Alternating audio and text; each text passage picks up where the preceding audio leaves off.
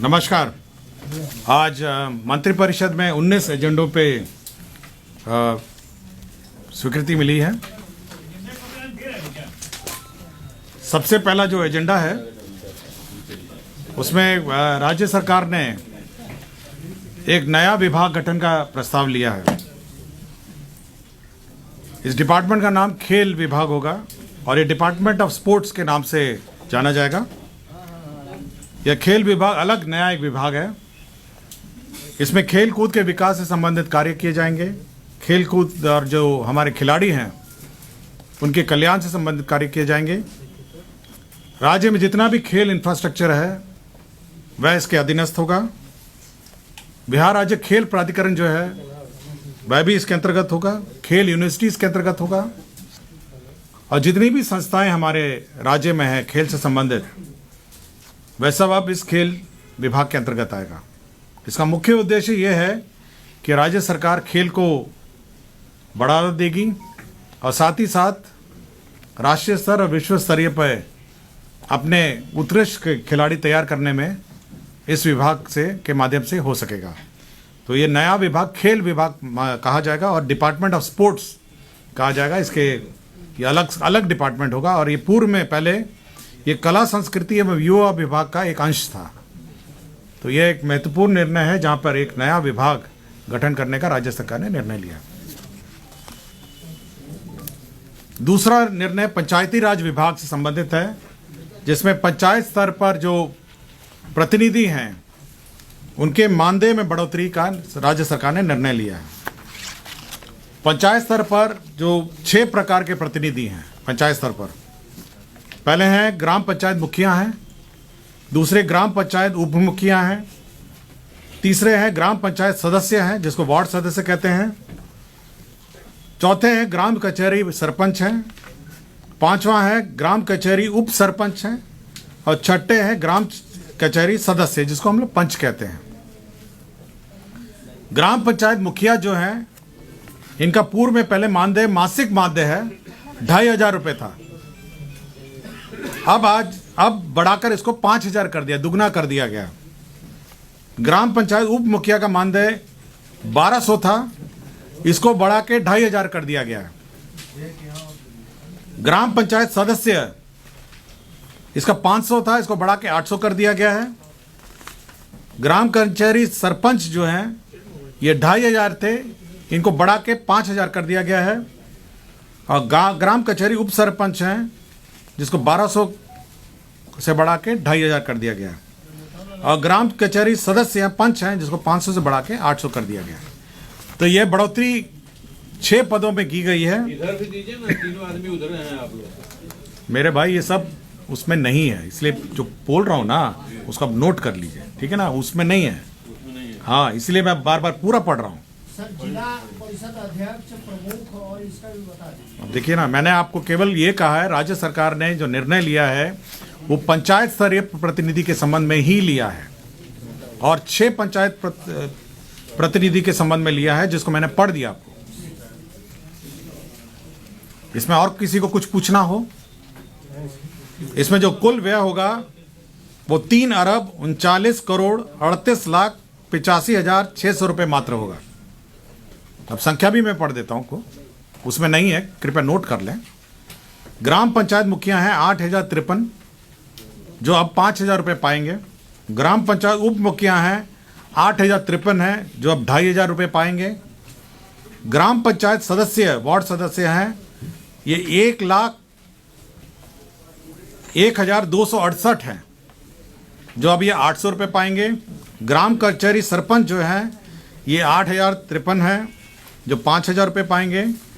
ग्राम कचहरी उप सरपंच हैं जो अब 2500 रुपये पाएंगे और ग्राम कचहरी सदस्य जो पंच हैं वो 1,01,268 हैं जो 800 रुपये पाएंगे। क्लियर हो गया? किसी को आंकड़े और चाहिए? हाँ,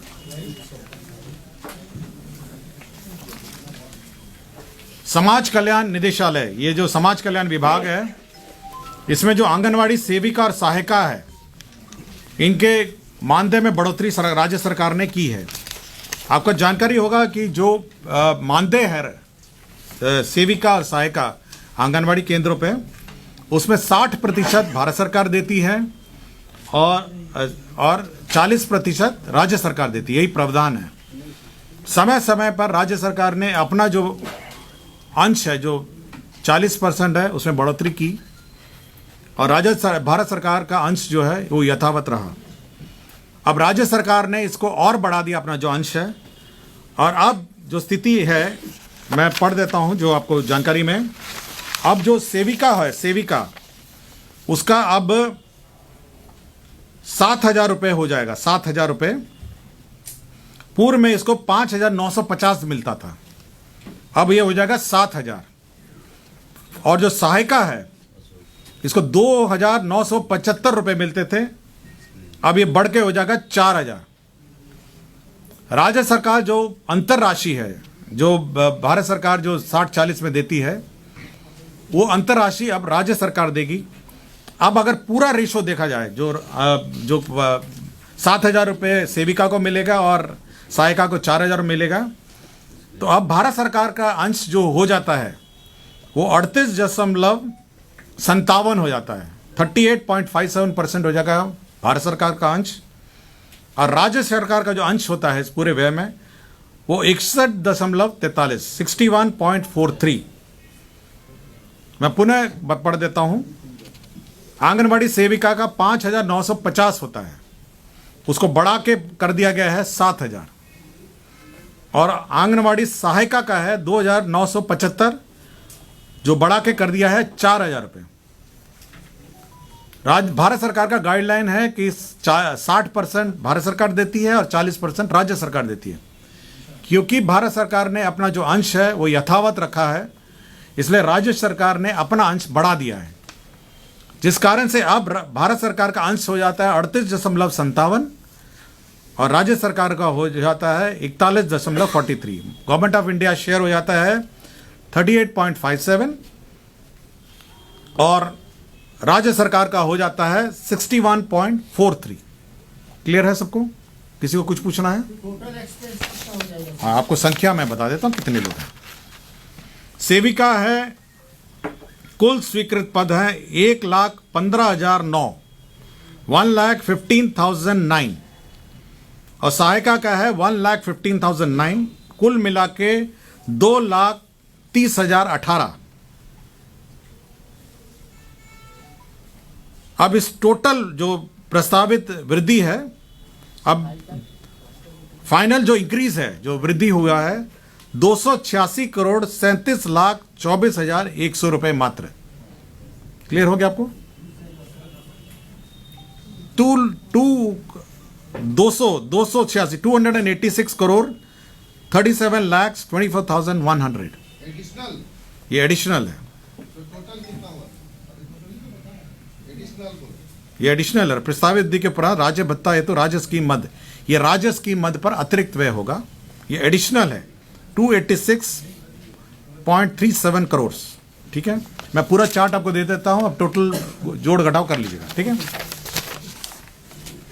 राज्य सरकार ने आईटी पॉलिसी की घोषणा की है, इंफॉर्मेशन टेक्नोलॉजी पॉलिसी। राज्य में इंफॉर्मेशन टेक्नोलॉजी के यूनिट्स लगे, इंफॉर्मेशन टेक्नोलॉजी के उद्योग लगे, इसलिए राज्य सरकार ने आईटी पॉलिसी की घोषणा की है। इसके अंतर्गत जो प्रावधान किए गए हैं उसमें 30% कैपिटल सब्सिडी है, 30% capital subsidy to a maximum of 30 crore. तो कैपिटल सब्सिडी है, ये 14 नंबर एजेंडा है। 30% capital subsidy to a maximum of 30 crore. इसमें लैंड का जो कॉस्ट है वो 20% से ज़्यादा नहीं होगा और जो भी फाइनेंशियल इंस्टीट्यूशन द्वारा असेस्ड है, बैंक है, उनको यह सब्सिडी राशि दी जाएगी। इसका एक ऑल्टरनेटिव है, जो भी यूनिट्स हैं वो इंटरेस्ट सबवेंशन भी ले सकते हैं, जो 10% के हिसाब से होगा और ओवरऑल प्रोजेक्ट कॉस्ट का 50% या 40 करोड़ जो अतिरिक्त होगा। 30% कैपिटल सब्सिडी होगा to the maximum of 30 crore और interest subvention of 10% to a maximum of 40 crore. इसके साथ साथ लीज रेंटल सब्सिडी, जो आपका ये लेते हैं किराए पे ऑफिस लेंगे उसमें 50 रुपये प्रति स्क्वायर फीट प्रति मंथ के हिसाब से भुगते होगा, जो 50% ऑफ लीज रेंटल होगा। और ये 5% प्रति वर्ष इसमें बढ़ोतरी होगी कमर्शियल स्पेस में। इसमें इलेक्ट्रिसिटी टैरिफ होगा, 25% ऑफ द इलेक्ट्रिसिटी टैरिफ मिलेगा आपको, 25% of the electric tariff. Employment subsidy आपको मिलेगा 5,000 रुपये, जो ईपीएफ की कॉस्ट है वो 100% रिबर्समेंट होगा। और 100 से ज़्यादा करोड़ का अगर इन्वेस्टमेंट होगा तो राज्य सरकार अलग से निर्णय लेगी। तो ये आईटी पॉलिसी है, मैं इसका पूरा डिटेल आपको दे दूंगा। ये आईटी पॉलिसी राज्य सरकार ने स्वीकृत किया है। तो ये महत्वपूर्ण 4 एजेंडा थे जिसको मैंने आपको बताया। गया जिला अंतर्गत डोभी अंचल में आपको याद होगा जो फ्रेट कॉरिडोर है, वहाँ पे जो अमृतसर कोलकाता फ्रेट कॉरिडोर है, राज्य सरकार ने वहाँ पे लैंड एक्वायर किया था। तो 636 एकड़ लैंड जो है, 636 एकड़ जो लैंड है वो इंटीग्रेटेड मैन्युफैक्चरिंग क्लस्टर के रूप में वहाँ पे अलॉट किया जाएगा बियाड़ा को। और इसके लिए एक एसपीवी बनाई गई है, स्पेशल पर्पस व्हीकल, तो वो जो अलॉट करेगा बियाड़ा के माध्यम से। ये 636 एकड़ भूमि है जो गया जिला अंतर्गत डोभी अंचल में अवस्थित है। तो एक इंटीग्रेटेड मैन्युफैक्चरिंग क्लस्टर जो है अमृतसर कोलकाता फ्रेट कॉरिडोर में, यह अब डोभी अंचल गया जिला में यह होगा। इसकी स्वीकृति राज्य सरकार ने दी है। इसकी कुल राशि जो है ये 95 करोड़ 71 लाख 9,800 रुपये है। तो ये कॉस्ट ऑफ लैंड भी है जो राज्य सरकार ने बियाड़ा को स्थानांतरित किया। विज्ञान एवं प्रौद्योगिकी विभाग ने अपने 46 राजकीय पॉलिटेक्निक और 38 इंजीनियरिंग कॉलेज और 46 राजकीय पॉलिटेक्निक में आपका इंटरनेट सुविधा लगाएगी। इसमें 500 मेगाबिट्स पर सेकेंड और 300 मेगाबिट्स पर सेकेंड है, जिसमें अनुमानित लागत होगी 47.15 करोड़। तो ये इंटरनेट की सुविधा सभी इंजीनियरिंग कॉलेजेस और पॉलिटेक्निक में ये होगी। तो राज्य सरकार ने 47.15 करोड़ की योजना की स्वीकृत किया। स्वास्थ्य विभाग के अंतर्गत आयुष, आयुर्वेदिक, होम्योपैथिक, यूनानी परिक्षेत्र में संवर्धन एवं विकास के लिए राज्य के 12 जिले यथा बक्सर, कैमूर, जहानाबाद, जमुई, शेखपुरा, लखीसराय, सुपौल, किशनगंज, अररिया, बांका, शिवहर और अरल में जिला संयुक्त औषधालय की स्थापना की है। इसमें 108 पदों का सृजन किया है। तो इंटीग्रेटेड औषधालय का निर्माण होगा इन 12 जिलों में और इसमें 108 पदों का सृजन हुआ है। सिर और मुंह, हेड एंड नेक का कैंसर अस्पताल के रूप में संचालित है और ये दरभंगा में गंगवारा एक जगह है, गंगवारा दरभंगा में ये 100 बेडेड हॉस्पिटल है। इस हॉस्पिटल को अब होमी बाबा कैंसर अस्पताल अनुसंधान केंद्र मुजफ्फरपुर को सुपुर्द किया जाएगा। आपको जानकारी होगा जो कैंसर हॉस्पिटल है मुजफ्फरपुर में वो संचालित है, बहुत अच्छी तरह संचालित है और काफ़ी वृहद पैमाने में मुजफ्फरपुर में संचालित है। अब उसी को ये हेड एंड नेक गर्दन कैंसर अस्पताल जो दरभंगा में है, गंगवारा में है, अब उसको हैंडओवर किया जाएगा, वही संचालित इसका करेगा। मधुबनी जिला अंतर्गत फुलपरास प्रखंड अंतर्गत मदनपट्टी ग्राम के समीप सुग्रवे नदी पर गेटेड वियर एवं संलग्न संरचना के निर्माण कार्य के लिए 49 करोड़ 1,50,385 रुपए की स्वीकृति दी गई है।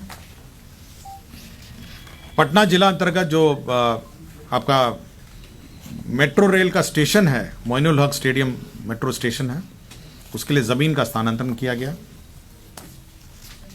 पश्चिम चंपारण में वाल्मीकि नगर में आपको जानकारी होगा कि एक 100 कमरे का गेस्ट हाउस बन रहा है और साथ ही साथ वहाँ पे सभागार भी बन रहा है। तो उसके लिए राशि की आवश्यकता थी। 500 सीटर सभागार है वहाँ पे, 500 सीटर, और 102 कमरे का गेस्ट हाउस बन रहा है। 40 करोड़ बिहार कंटिजेंसी फंड से उसको भुगतान के लिए दिया जा रहा है। कार्य बड़ी प्रगति में चल रहा है, उसको भुगतान के लिए राशि की जरूरत है। मिथिलेश कुमार साहू हैं निर्वाचन विभाग में रिटायर्ड बप्रस के पदाधिकारी। निर्वाचन के मद्देनज़र इनको 2025 निर्वाचन तक इनको 2 वर्षों के लिए इनके संविदा पर नियोजन के लिए स्वीकृति दी गई।